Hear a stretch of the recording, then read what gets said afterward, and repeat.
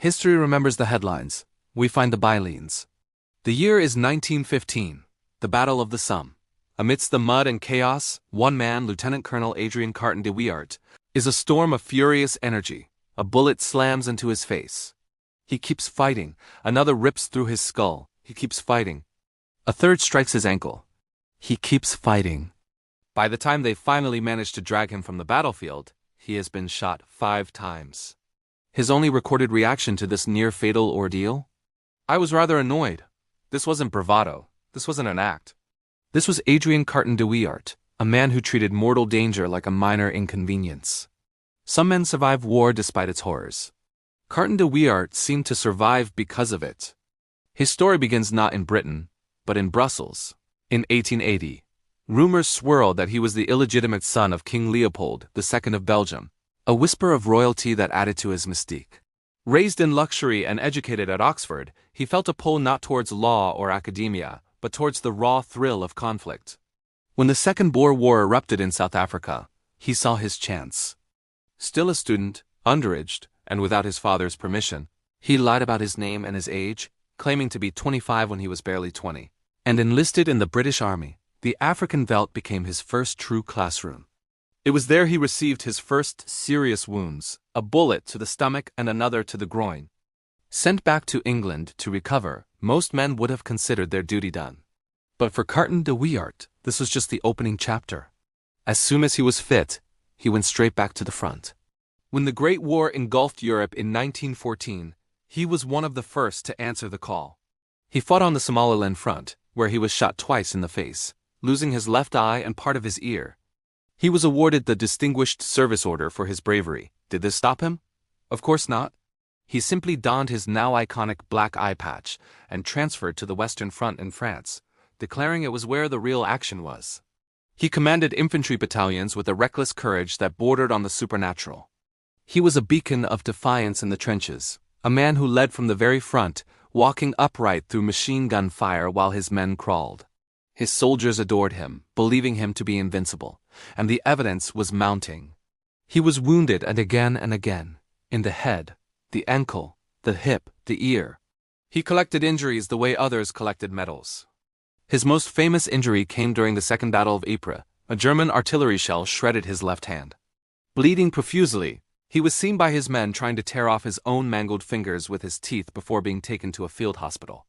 When the surgeon prepared to amputate the ruined limb, Carton de Wiart's only question was, "Could you save the thumb?" The surgeon shook his head. Carton de Wiart simply shrugged in acceptance. Later, when a fellow officer offered condolences for the loss of his hand, he casually replied, "Now I'll have more time for reading." He even had the amputated hand preserved and turned into a paperweight, a morbidly practical souvenir of a day's work. This wasn't just surviving. It was a complete and utter refusal to be diminished by war's brutality.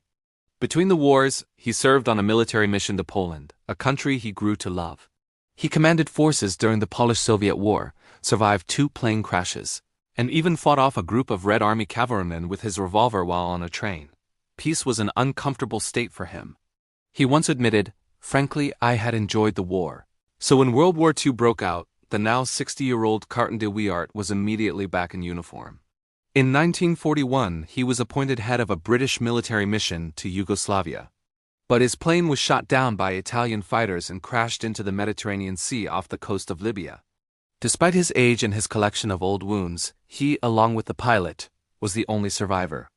Knocked unconscious by the impact, he awoke in the water. One-eyed, one-handed, and 61 years old, he swam for an hour to reach the shore, only to be promptly captured by Italian forces. He was sent to a special prisoner of war camp for high-ranking officers, Vincigliata Castle. For most men his age, capture would mean the end of their war. For Carton de Wiart, it was just a new kind of challenge. He became the heart and soul of the escape committee. He made 5 attempts to escape, one of which saw him evade capture. For 8 days disguised as an Italian peasant, a feat made all the more remarkable, given he was a 6-foot-tall, one-eyed, one-handed Belgian aristocrat who spoke no Italian. His most audacious attempt involved helping dig a 60-foot tunnel over 7 months. When the time came, he and several other generals crawled to freedom. His eventual recapture seemed almost inevitable, but the point was the attempt. the relentless pursuit of freedom and action. The Italians eventually grew so weary of his constant escape plots that they decided he was more trouble than he was worth.